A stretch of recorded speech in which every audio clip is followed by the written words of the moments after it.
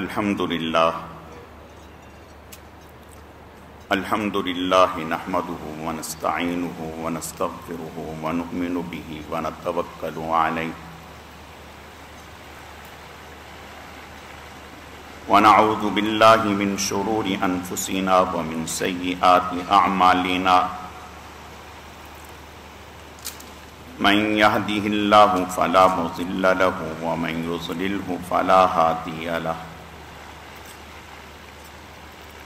ونشهد أن لا إله إلا الله وحده لا شريك له ولا نظير له ولا مثل له ولا مثال له ونشهد أن سيدنا وسندنا وشفيعنا ومرشدنا ومولانا وملجانا محمد وبارك وسلم وصل عليه. اعوذ باللہ من الشیطان الرجیم بسم اللہ الرحمن الرحیم. وَإِذِ ابْتَلَىٰ إِبْرَاهِيمَ رَبُّهُ بِكَلِمَاتٍ فَأَتَمَّهُنَّ قَالَ إِنِّي جَاعِلُكَ لِلنَّاسِ إِمَامًا قَالَ وَمِن ذُرِّيَّتِي قَالَ لَا يَنَالُ عَهْدِ الظَّالِمِينَ. صدق اللہ مولانا العظیم وبلغنا رسوله النبی الکریم ونحن على ذلك لمن الشاہدین والشاکرین والحمد للہ رب العالمین. اللہم صل على روضة محمد في الریاض وصل على بلد محمد في البلاد وصل على قبر محمد في القبور وصل على جسد محمد في الأجساد وصل على روح محمد في الأرواح. گرامی قدر معزز حاضرین، میرے واجب الاحترام بزرگوں اور عزیز نوجوان ساتھیوں، میں نے آپ کے سامنے قرآن مجید فرقان حمید میں سے ایک آیت کریمہ تلاوت کی ہے. رب ذوالجلال سے دعا ہے کہ وہ ذات بزرگ و برتر مجھے اس کی روشنی میں صحیح صحیح کہنے کی اور سمجھانے کی توفیق عطا فرمائے. پھر اللہ رب العزت کی ذات اس مختصر وقت میں جو کچھ کہا سنا جائے اس کہنے سننے کو محض اپنی رضا کے لیے اپنی بارگاہ میں قبول و منظور فرمائے. ہم سب کی نجات اور ہدایت کا مغفرت کا ذریعہ اور سبب بنائے.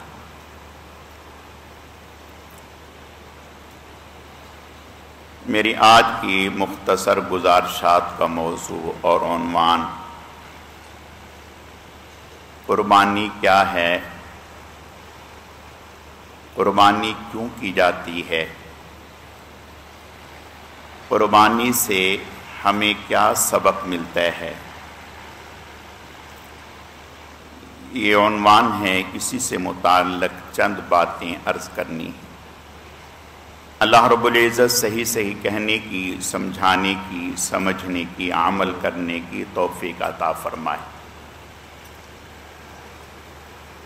قربانی کا لفظ جو ہے یہ قربان سے بروزن سلطان، یعنی ہر وہ چیز جس سے اللہ تعالیٰ کا قرب حاصل ہو. اصطلاحی اعتبار سے جو ہم قربانی کرتے ہیں یہ مفہوم ہے. قربانی شروع سے ہی مشروع ہے، یعنی جائز ہے. حضرت آدم علیہ السلام ہی کے زمانے سے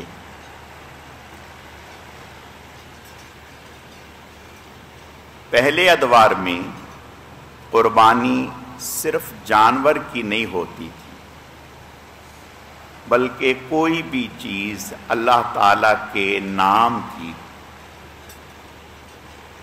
اللہ کی رضا کے لیے اسے نکال دیتے، آسمانوں سے آگ آتی جلا دیتی، تو وہ یہ سمجھتے کہ ہمارا یہ عمل اللہ کے ہاں قبول ہو گیا۔ اگر آسمانوں سے آگ نہ آتی، نہ جلاتی، اس کا مطلب یہ ہوتا کہ اللہ تعالیٰ کے ہاں ہمارا یہ عمل جو ہے وہ قبول نہیں ہوا۔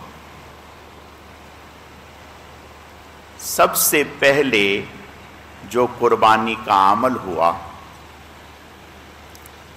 حضرت آدم علیہ السلام کے دو صاحبزادے قابیل اور حابیل، ان کا آپس میں اختلاف ہوا۔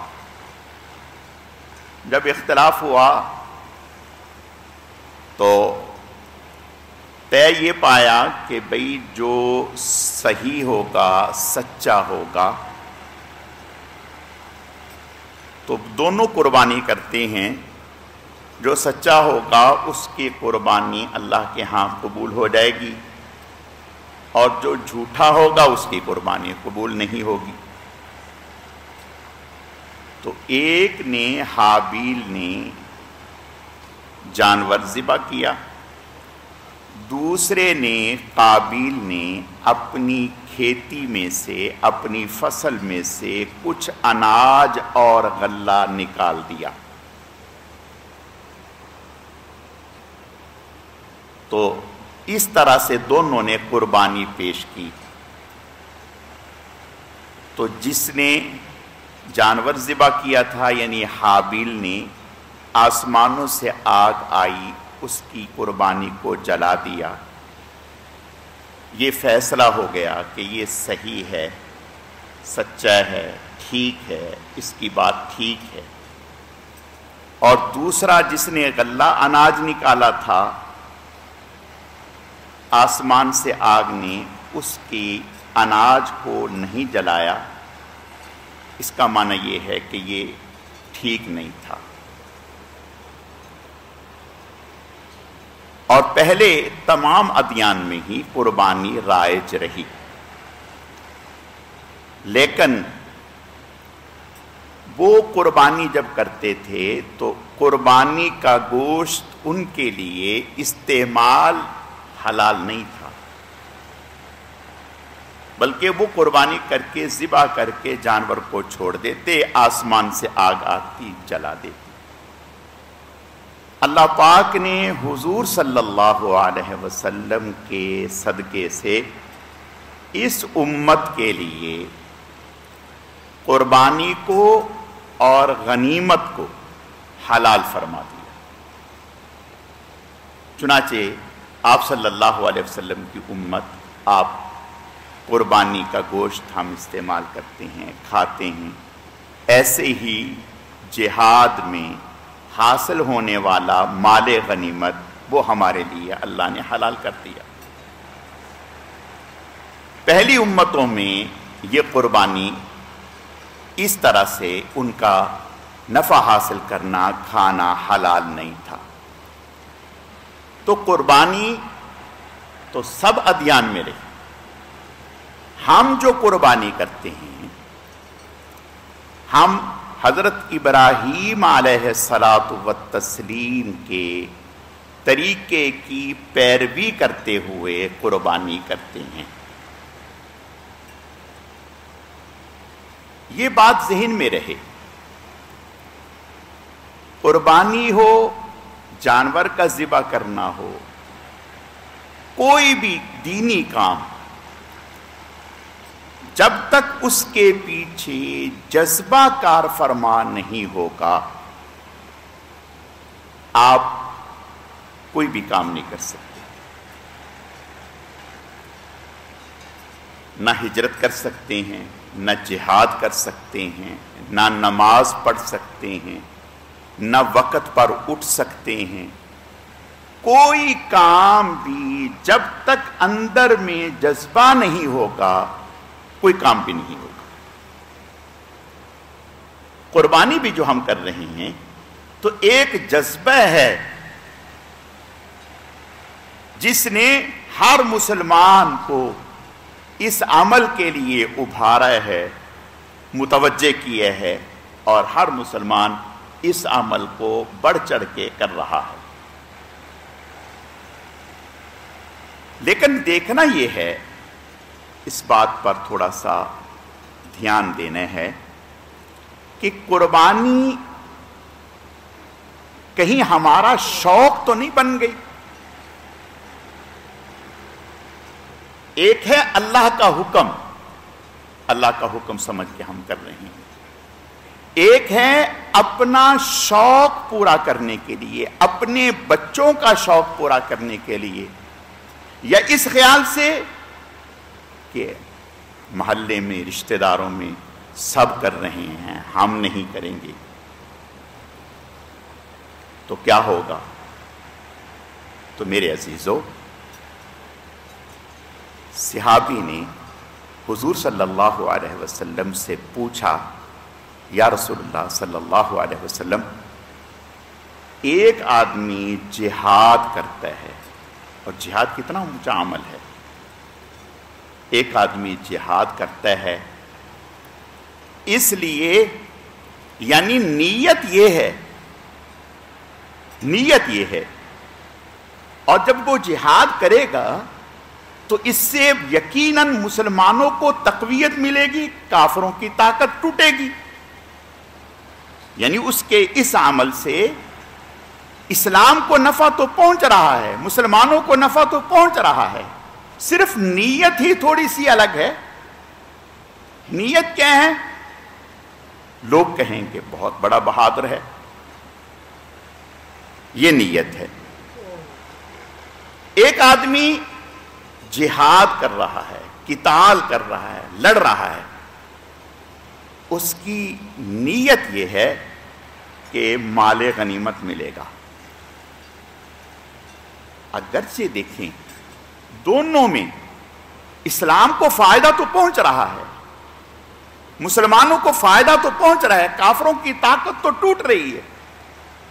اور فرمایا کہ ایک نیت یہ ہے کہ بھئی اپنے رشتہ داروں کی محبت میں ایسا کر رہا ہے،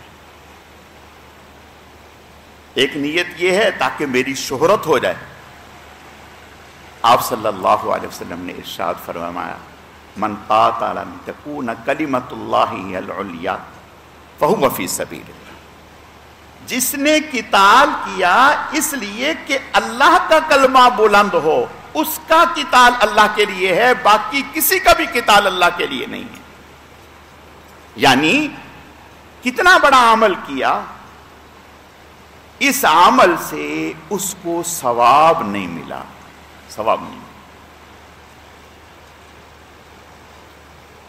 تو پتہ چلا کہ بھائی محض عمل کرنے سے بات نہیں بنتی جب تک کہ اس عمل کے پیچھے جذبہ صحیح نہ ہو. جب جذبہ صحیح ہوگا کہ ہمارا جذبہ اللہ کی رضا ہے، یہ ہے، پھر ہمارا یہ عمل ٹھیک ہوگا. حضور صلی اللہ علیہ وسلم نے ارشاد فرمایا، ہجرت کتنا اونچا عمل ہے، کتنا بڑا عمل ہے کہ زندگی کے پہلے تمام گناہ معاف.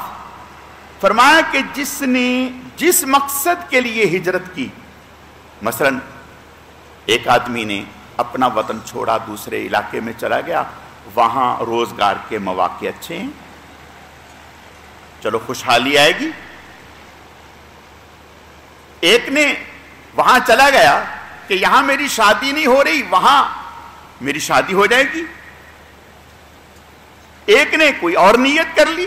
تو آپ نے ارشاد فرمایا کہ جس نے جس نیت کے لیے ہجرت کی وہی نیت پوری ہوگی، ثواب نہیں ہوگا. ثواب تب ہوگا جب اللہ کے دین کے لیے ہو. اور پھر آپ نے ارشاد فرمایا، المہاجر من ہاجر الخطایا والذنوب. मुहाजिर हिजरत करने वाला सिर्फ तर्क वतन का नाम नहीं है, बल्कि हर अल्लाह की नाफरमानी को छोड़ने वाला मुहाजिर है। यानी जज्बा इब्राहीम अलैहिस्सलाम ने सिर्फ यही एक हुक्म नहीं पूरा किया, पूरी जिंदगी कदम कदम पर इम्तिहान आता है, कदम कदम पर इम्तिहान आता है। हर इम्तिहान के मौके पर अल्लाह के सामने सुरखरू हुए। क्यों? कि दिल में अल्लाह की बड़ाई अजमत उतरी हुई थी। देखो मेरे प्यारों, मैं बहुत ही माजरत के साथ ये बात अर्ज करता हूं। आज एक वाजिब पूरा करने के लिए हम 5 लाख रुपया खर्च किया, 3 लाख रुपया खर्च किया। काबिल तहसीन है ये अमल, काबिल मुबारकबाद है ये अमल, लेकिन ये एक वाजिब है जिसे बाज़ फुक़हा ने सुन्नत कहा है, बाज़ ने वाजिब कहा है। लेकिन एक फर्ज है, इस्लाम का एक बड़ा रुकन है नमाज। गाय की देखभाल के लिए पूरी रात जाग रहे हैं, फजर की नमाज के लिए भी बेदारी हो रही है, फजर की नमाज के लिए भी हम उठ रहे हैं, या पूरा घर जब आजान हुई तो फजर की नमाज की तैयारी में भी लग रहे हैं। अगर ऐसा नहीं है तो फिर मेरे प्यारों, खुद थोड़ा सा तन्हाई में बैठकर सोचें, गौर करें कि क्या मैं कुर्बानी जैसा ऊंचा अमल शौक पूरा करने के लिए कर रहा हूं, बच्चों की ख्वाहिश पूरी करने के लिए कर रहा हूं, खानदान में अपना नाम ऊंचा रखने के लिए कर रहा हूं, या अल्लाह के लिए कर रहा हूं। अगर अल्लाह के लिए कर रहा हूं तो एक वाजिब अमल के लिए तो मैं इतनी मेहनत करूं, पैसा लगाऊं, मंडी जाऊं, वहां कई कई घंटे घूमूं फिरूं, मुशक्कत उठाऊं, घर पर इसके लिए मुशक्कत उठाऊं, और इससे कहीं ऊंचा, कहीं बड़ा अमल जिसको अल्लाह के नबी ने ईमान और इस्लाम में, कुफर में फर्क करने वाला बताया, नमाज, उसके लिए मैं बेदार ना हूं, उसके लिए मेरे बच्चे मुतवज्जे ना हों, उसके लिए हमारे घर वाले मुतवज्जे ना हों, तो ये तो बड़ी अहम बात है। अब फिर अगली बात, जानवर लाने से पहले, लाने के बाद हम अपने बच्चों को पसे मंजर बतलाएं कि ये कुर्बानी हम क्यों कर रहे हैं। ये सबसे पहले किसने की? हजरत इब्राहीम अलैहिस्सलाम का बताएं। हजरत इब्राहीम अलैहिस्सलाम को अल्लाह ने आखिरी उम्र में बेटा अता किया। जब आखिरी उम्र में बेटा अता किया तो साथ ही आजमाइश का, इम्तिहान का पर्चा भी दे दिया कि जब आदमी को औलाद मिले, अगर किसी को 10 साल के बाद औलाद मिलती है तो वो चूम चूम के मार देता है, इतना प्यार करता है, दबा दबा के। भाई इतने अरसे के बाद अल्लाह ने नेमत दी, जिनको पूरी जिंदगी यानी 100 साल के करीब हो गए, अल्लाह ने बेटा अता किया, और बेटा भी हुस्न और जमाल का पैकर। क्या कहा अल्लाह ने? फरमाया कि इसको अपने से अलग कर दो, अलग कर दो, बेटे को भी बीवी को भी अलग कर दो, और बताया भी कुछ नहीं कि कहां छोड़ के आना है। फरमाया लेकिन निकलो। अब फलस्तीन से, शाम से लेकर के निकले हजरत जिब्राईल अलैहिस्सलातु वत्तस्लीम से पूछ रहे हैं, यहां नहीं और आगे, यहां नहीं और आगे, यहां नहीं और आगे। चलते चलते जब मक्का मुआज़मा में पहुंचे तो उस वक्त بیت اللہ نہیں تھا، اس کی دیواریں نوح علیہ السلام کے زمانے میں منہدم ہو کر ریت کے ٹیلوں کے نیچے دب چکی تھیں، پتہ ہی نہیں تھا کہ یہاں بیت اللہ ہے۔ پہاڑ ہی پہاڑ تھے، کوئی دکان، کوئی شہر، کوئی محلہ، کوئی کچھ نہیں۔ حکم ملا حضرت کو کہ یہاں چھوڑ دیں۔ جب چھوڑا، یہ بھی اجازت نہیں ملی کہ اہلیہ کو بتائیں، یہ بھی اجازت نہیں ملی کہ اہلیہ کو بتائیں۔ دیکھیں، تھوڑا سا ہم اپنے اوپر غور کریں، سوچیں کہ یہ کتنی بڑی قربانی ہے، کتنی بڑی قربانی ہے۔ یہ بھی اجازت نہیں کہ اہلیہ کو بتائیں، اس کا ذہن بنائیں، اس کو تیار کریں۔ نہیں، چھوڑا، جانے لگے۔ جب تھوڑا آگے چلے گئے تو حضرت حاجرہ نے پوچھا، حضرت کہاں؟ ناراض ہو گئے، ہمیں یہاں چھوڑ کے جا رہے ہیں۔ کوئی جواب نہیں دیا۔ پھر خود ہی حضرت حاجرہ نے فرمایا، کیا اللہ کا حکم ہے؟ حضرت حاجرہ سمجھتی تھی کہ اتنا بڑا اقدام جو ہے حضرت اللہ کے حکم سے ہی کر سکتے ہیں، اس کے بغیر نہیں۔ پھر فرمایا، ہاں اللہ کا حکم ہے۔ پھر فرمایا، اگر اللہ کا حکم ہے پھر کوئی غم نہیں ہے، وہ ہمارے لیے کافی ہے، وہ ہمارے لیے کافی ہے۔ اور پھر چلے گئے، یہ اکیلے ہیں، حضرت چلے گئے، آتے جاتے رہتے ہیں، خبر گیری رکھتے ہیں۔ جب بچہ بڑا ہوا، 8-9 سال کا ہوا، پھر یہ حکم ملا کہ اس حکم بھی ملا خواب کے ذریعہ سے کہ اس کو ذبح کریں، یعنی قربان کر رہے ہیں، قربان کر۔ یہ اب حضرت نے بچے سے پوچھا کہ بیٹا میں آپ کو ذبح کرنا چاہتا ہوں، اللہ کا حکم ہے، تو آپ کی کیا رائے ہے؟ تو کہا، یا ابت افعل ما تؤمر، ابا جان جو آپ کو اللہ کا حکم ملا ہے کر گزریے، انشاءاللہ من الصابرین، اگر اللہ نے چاہا تو آپ مجھے صبر کرنے والوں میں سے پائیں گے۔ حضرت لے کے نکلے، شیطان آ گیا سب سے پہلے حضرت حاجرہ کے پاس، کہا پتہ ہے آج کیا ہونے والا ہے؟ کہا بتائیں کیا ہونے والا ہے؟ کہا ابراہیم بیٹے کو لے کے پتہ کہاں نکلے؟ حضرت حاجرہ نے فرمایا کہ وہ لکڑیاں چننے کے لیے گئے ہیں، ابھی آ جائیں گے۔ کہا نہیں، لکڑیاں چننے نہیں، وہ تو بیٹے کو ذبح کرنے گئے ہیں۔ کہا کہ ایسا ہو سکتا ہے؟ کہا ہاں، اللہ کے حکم سے، اللہ کا حکم اس کو ملا ہے، اللہ کے حکم سے ایسا کرنا چاہتا۔ کہا پھر تو کرنا ہی چاہیے، پھر تو کرنا ہی چاہیے۔ کیا جذبہ ہے! جب اندر میں جذبہ ہوگا میرے بھائیوں یہ، تو پھر بیوی خود اٹھائے گی شوہر کو، اٹھو اذان ہو گئی نماز پڑھنے کے لیے جانا ہے، بیٹا اٹھو اذان ہو گئی نماز کے لیے جانا ہے۔ جب اندر میں جذبہ ہوگا تو ماں بچے کو اٹھائے گی، بیوی شوہر کو اٹھائے گی، شوہر بیوی کو اٹھائے گا۔ اللہ اکبر۔ اور جب اور آگے گئے تو شیطان نے حضرت ابراہیم علیہ السلام کو کہا، اور بہت بڑی شکل میں جسامت میں سامنے آیا، فرشتہ ساتھ تھا، حکم ملا کہ 7 کینکر اس کو ماریں، 7 کینکر ماریں، 7 کینکر۔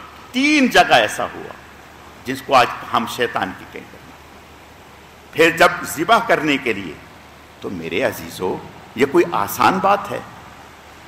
اس سے ہمیں کیا سبق ملا؟ اس سے ہمیں یہ سبق ملا کہ آج بھی اللہ کا اگر یہ حکم ہوتا ہمیں کہ اپنے بیٹے کی گردن پر چھری چلانی ہے تو ہم 100% اے اللہ اس پر تیار تھے۔ اور دیکھنا ہو تو آج فلسطین کے مسلمانوں کو دیکھو، ہم اپنے جانوروں کی قربانی کریں گے، وہ اپنی اولادوں کی قربانی کر رہے ہیں، اپنے آپ کی قربانی کر رہے ہیں، اپنے بچوں کو ذبح کروا رہے ہیں، اپنی عورتوں کو ذبح کروا رہے ہیں، خود ذبح ہو رہے ہیں۔ اور اس سب کچھ کے باوجود گھر گیا، وطن گیا، اولاد، 4 بیٹے، چاروں ذبح ہو گئے، چاروں شہید ہو گئے، کچھ نہیں بچا۔ پھر بھی زبان پر مجال ہے کوئی شکوہ، کوئی گلا؟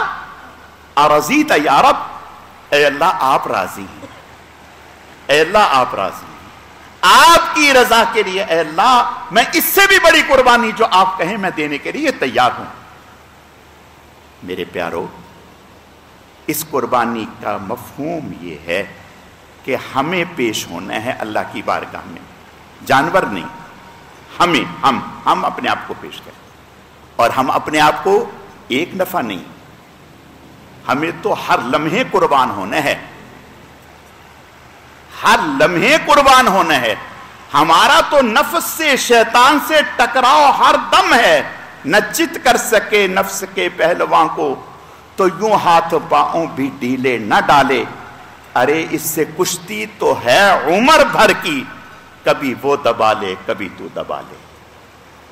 ہمارا قربانی تو یہ تو بڑا آسان سا مفہوم ہے کہ 4 لاکھ نکالا، 5 لاکھ نکالا، 50,000 نکالا، جانور لے آئے، بچے نے بھی شوق پورا کیا، بیوی نے بھی ہاتھ پھیرا، ہم نے بھی دیکھیں، میں اللہ تعالیٰ 100 مرتبہ معاف فرمائے، ثواب ہے جانور کو خدمت کرنا، دیکھنا، انسیت رکھنا، اس کی دیکھ بھال کرنا ثواب ہے۔